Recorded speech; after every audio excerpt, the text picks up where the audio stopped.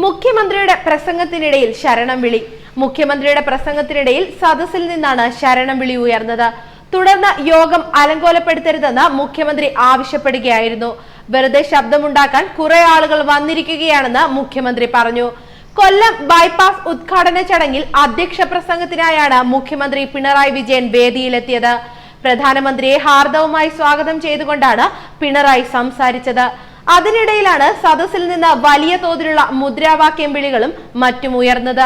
ഇതോടെ മുഖ്യമന്ത്രി അല്പം രോക്ഷത്തോടെ അച്ചടക്കം പാലിക്കണമെന്ന് താക്കീത് ചെയ്യുകയായിരുന്നു. എന്തും കാണിക്കാനുള്ള വേദിയാണ് യോഗമെന്ന് കരുതരുതെന്ന് പ്രസംഗത്തിനിടെ മുഖ്യമന്ത്രി പറഞ്ഞു.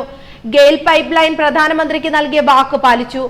നടക്കില്ലെന്ന് കരുതിയ ഗെയിൽ പൈപ്പ് ലൈൻ യാഥാർത്ഥ്യമായി എന്ന് അദ്ദേഹം പറഞ്ഞു. കൊല്ലം ബൈപ്പാസിന്റെ ഉദ്ഘാടനം പ്രധാനമന്ത്രി നരേന്ദ്രമോദി നിർവഹിച്ചു.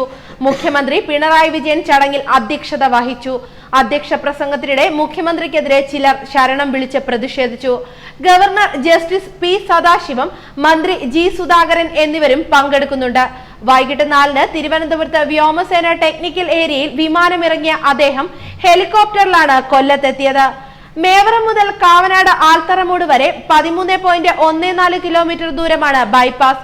1972-ൽ ആരംഭിച്ച പദ്ധതിയുടെ 3-ാം ഘട്ടമായ കല്ലുംതാഴം ആൽത്തറമൂട് ഭാഗവും പുനർനിർമ്മിച്ച വീതി കൂട്ടിയ ബാക്കി ഭാഗവുമാണ് പ്രധാനമന്ത്രി നാടിന് സമർപ്പിച്ചത്. 5:30-ന് കൊല്ലം കണ്ടോൺമെന്റ് ഗ്രൗണ്ടിൽ NDA മഹാസംഗമത്തിൽ പ്രസംഗിച്ച ശേഷം ആശ്രാമം മൈതാനത്തെ ഹെലിപ്പാഡിൽ നിന്ന് തിരുവനന്തപുരത്തേക്ക് മടങ്ങുന്ന പ്രധാനമന്ത്രി 7-ന് തലസ്ഥാനത്തെത്തും. ശ്രീ പത്മനാഭസ്വാമി ക്ഷേത്രത്തിൽ രാത്രി 7:15-ന് സ്വദേശ് ദർശൻ പദ്ധതിയുടെ ഉദ്ഘാടനം നിർവഹിച്ച ശേഷം ക്ഷേത്ര ദർശനം നടത്തും. 8-ന് വ്യോമസേന ടെക്നിക്കൽ ഏരിയയിൽ നിന്ന് മടക്കയാത്ര. ന്യൂസ് ഡെസ്ക് മലയാളി വാർത്ത.